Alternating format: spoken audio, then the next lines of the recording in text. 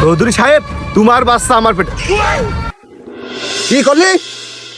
না মানে ওর বাচ্চা আমার পেটে। কি করলি? পরিষ্কার করে ক। না মানে ওর পেটে মানুষের বাচ্চা। ওর পেটে তো মানুষের বাচ্চা, তো বাচ্চার বাবা কিটা? না মানে এই বাচ্চার বাবা আমি, আমাদেরকে মাইনে নাও তুমি শ্বশুর বাবা। এই কার্ড থেকে 10 লাখ টাকা নিয়ে আমার মেয়ের জীবন থেকে সরে দাও। শ্বশুর বাবা ধন্যবাদ। যা। জান, আমাদের আমার পেটে বাচ্চা নিয়ে কি করব? তুই নতুন ভাতার খুঁজে নিকে, আমাকে তুই ভুলে যা।